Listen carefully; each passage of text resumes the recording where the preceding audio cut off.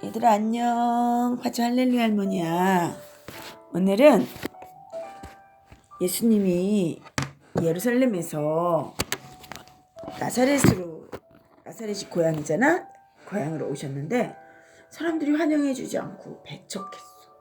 오늘 제목은 나사렛에서 배척을 받으시다, 이런 제목으로 말씀을 함께 나누도록 할게요. 누가복음 4장 16절부터 30절 말씀입니다. 너무 길어서 다 읽지는 못해요. 네. 예수님께서는 예루살렘에서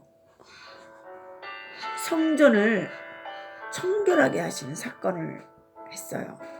비둘기도 날려보내고 그 돈 바꾸는 그것도 판도 엎어버리고 사람들을 양이나 소나 그 짐승들도 막 채찍을 만들어서 내어 쫓으시고, 내 아버지 집은 기도하는 집인데 너희들이 장사하는 소굴로 만들었느냐 막 이러면서 성전에 내가 주인이다, 내가 하나님의 아들이다, 내가 하나님이다, 이렇게 선포하신 거예요.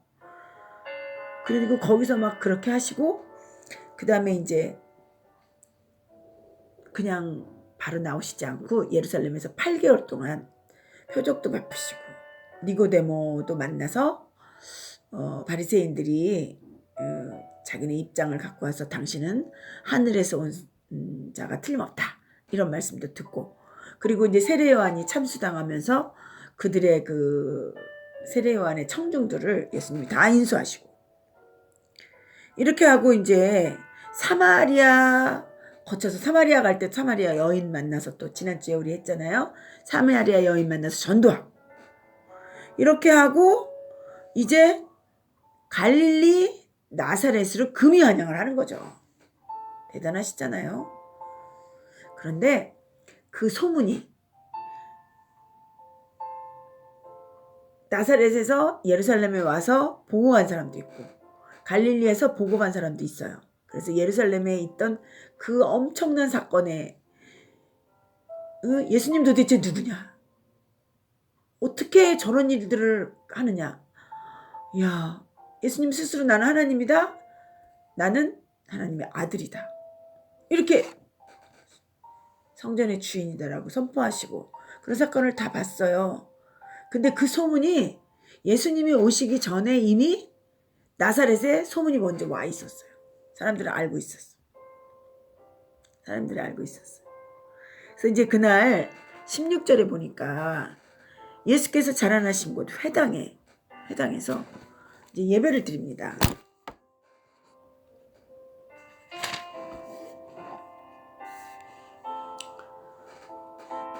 그리고 안식일이니까 회당에 가서 성경을 읽으려고 예언자 이사야서를 책을 건네받으시고 책을 펴서 기록한 것을 읽으셨어요. 그 회당이라는 곳은 안식일에 정기적으로 모이는 곳이에요. 그 회당에서 말씀도 들어요.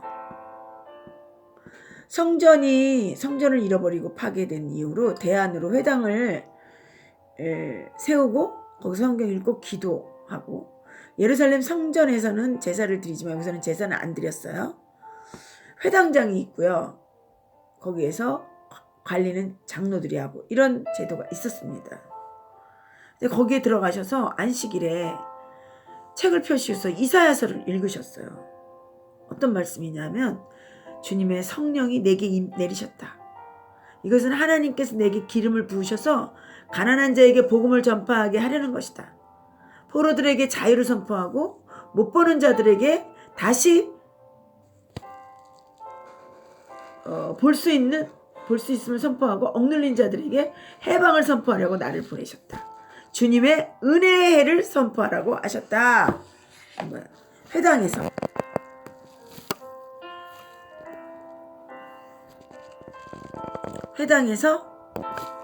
어디에서요? 회당에서 말씀을 읽었어요. 이사야서를 읽었어요. 그리고 주님의 성령이 내게 임해서 내가 지금 너희들에게 은혜를 선포한다, 이렇게 하시는 거죠. 그리고 회당에 모여있는 사람들의 눈이 예수님께 쏠리는 거예요. 그렇겠죠. 요셉의 아들 아니야? 어찌 저가 저렇게 저런 말을 하지? 은혜의 말씀이 그들에게는 이상하게 느껴지는 거예요. 요셉 아들 아니야? 놀라운 거죠. 그러니까 20절쯤에 이런 말, 22절에 이런 말씀을 합니다. 속담에 빗대서 나에 대해서 의사야 내 자신이라 고쳐라. 당신이 가버나움에서 행한 일을 들었는데 여기 고향에서도 그 일을 한번 해보아라. 이렇게 얘기하는 걸 내가 안다. 그러나 예언자는 고향에서 환영받지 못한다.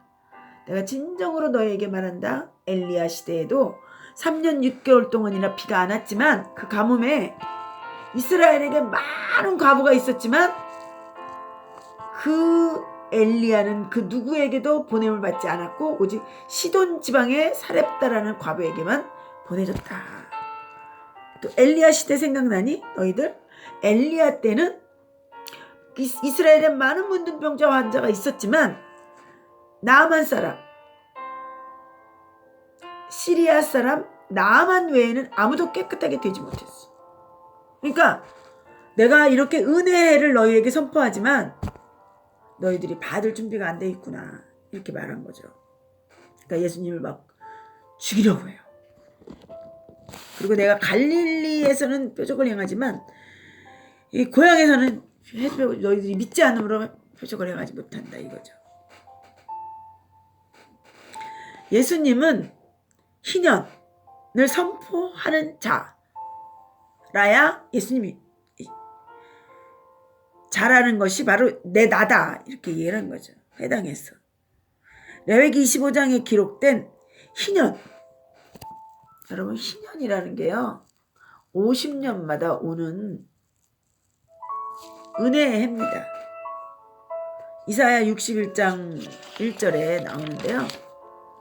희년이 되면 경제적인 빈곤이나 정치적인 이유 때문에 종살이하던 노예를 해방합니다. 가난으로 인해서 다른 사람에게 팔았던 토지도 무상으로 돌려받게 되고 모든 빚도 탕감이 됩니다. 예수님이 지금 선포하시는 은혜의 해, 희년은 그 이상의 개념을 가지고 있습니다. 영적 희년이죠. 심령이 가난한 자들에게 복음이 전파되고요.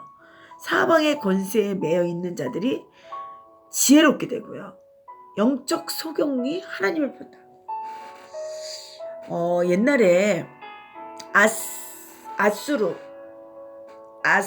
아시리아가 애굽이라는 큰 나라를 쳐들어갈 때 꼭 지나가는 곳이 갈릴리예요. 갈릴리도. 그 다음에 애굽에서 신바벨론이나 아수르를 쳐들어갈 때 꼭 지나가는 곳이 이 갈릴리입니다. 유다입니다. 유대도 갈릴리도 사마리아도 여기를 지나가야 돼요. 그래서 사실 이곳에 앉은 사람들은 늘 사망의 그늘에 앉아 있어요. 어둠에 있는 거예요. 이쪽 저쪽에 치이는 거죠. 하나님이 돌봐주시지 않으면, 희년이 오지 않으면, 희년을 선포하는 성령 충만하신 메시아가 오지 않으면 이들에게는 소망이 없는 거예요. 그런 상황이었습니다. 근데 이들은요, 희년을 믿지 않았어요. 영적 희년을 믿지 않습니다. 이사야 예언이 예수님을 통해서 이루어진다는 선포를 듣고는요, 그냥 놀래요. 이 목수의 아들 아니야? 그러니까 예수님이 말씀하시죠. 고향에서 환영받지 못하고 사렙다 과부 얘기하시고 시리아 사람 나만 얘기하시면서 그 사람밖에는 희년 그 사람밖에 은혜를 받지 못했다. 너희들도 믿지 않으면 은혜 가운데 들어갈 수 없다. 이렇게 얘기하니까 내가 어떻게 목사 아들을 믿어? 하면서 막 돌로 들고 예수님을 낭떠러지로 끌고 가서 죽이려고 했죠. 희년의 축복으로 임하는 좋은 기회를 그들은 놓치고 맙니다. 그래서 예수님은 이때 나사렛을 떠나서 가버나움으로 가시게 됩니다. 다음 시간에 가버나움에서 어떤 일이 일어나는지 또 한번 그 다음 공부하도록 할게요. 오늘은 마치도록 할게요. 안녕.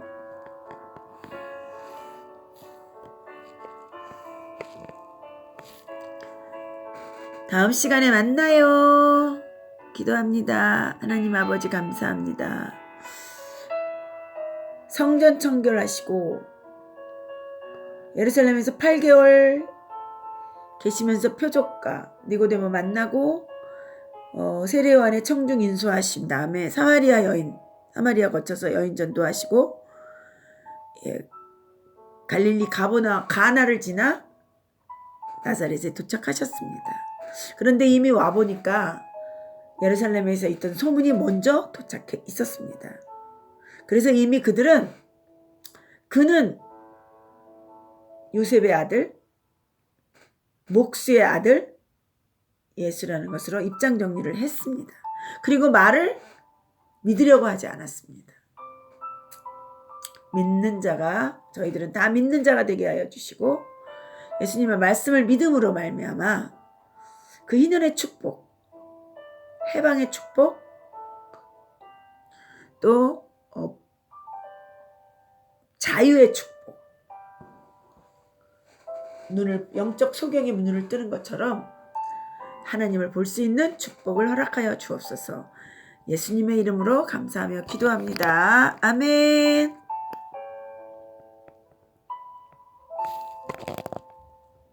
안녕. 다음 시간에 만나요.